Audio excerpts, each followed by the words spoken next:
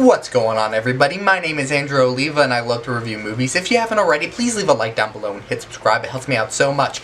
John Wick Chapter 4 is out in theaters and I saw it a couple days ago and I really wanted to take the weekend to sit on my thoughts because this is a big movie. It's almost 3 hours long. But it didn't feel like that. There's so much jam-packed into this movie, but it still felt like an hour and 20-minute movie, which it's so incredible how they were able to do that, because earlier last year, or late last year, I guess, with Avatar 2, that is a long movie, and they're about the same length. Avatar might be a little longer, but Avatar, you can feel the runtime in Avatar 2. That's not the case with John Wick Chapter 4. John Wick Chapter 4 flew by. It's very fast-paced. It's action-packed. The stunt work is impeccable. It's phenomenal. And this is easily my favorite John Wick movie out of all of them. Like, I'm not the biggest fan of the John Wick franchise. This is easily the best one. I really love the first one. The first one is great with all of its simplicity. It works. But the second and the third one kind of got lost in its own narrative, in my opinion. The second one builds out this world even further. But then the third movie builds upon that, and at a point when you have that much world building, it kind of gets a little out of hand and a little unfocused.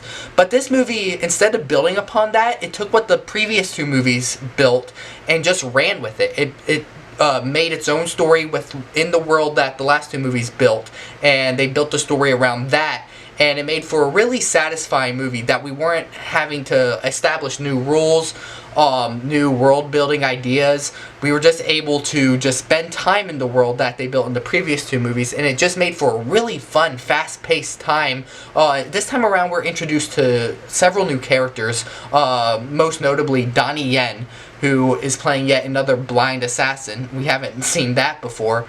But his character had so much depth, and he is so charismatic, and he just stole the show every time. And no shade to Keanu Reeves, but I felt like he was a side character in his own movie with how much depth the side characters were given. And another new character, Mr. Nobody, who is hilarious in this movie. I found everything with him to be entertaining. And Bill Skarsgård's villain, who I guess he plays the villain in every movie. Sure. He's a creepy weird guy, so I guess that's why he's playing the villain. But I found him to be very intimidating, especially in the first half of the movie. The second half, he becomes a little cliche, I guess, to what I expected his character to be, and I thought they were going to do something else with his character from the beginning of the movie, but it just went down the same path we've seen all these types of characters go down. But it didn't take me out of the movie.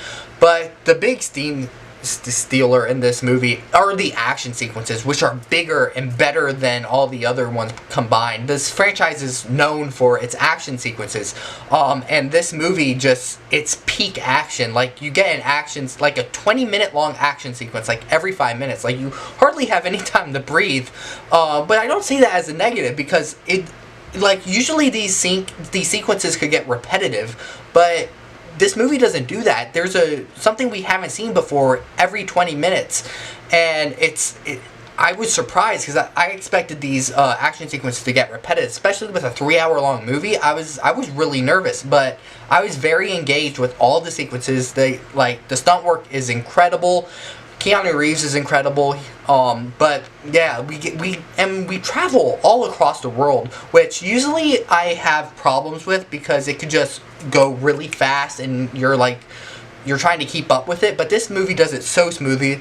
Like, we're in Okinawa, we're in Berlin, New York, Paris, and there's a sequence at the end in Paris, it's like a 45-minute finale, which is just incredible.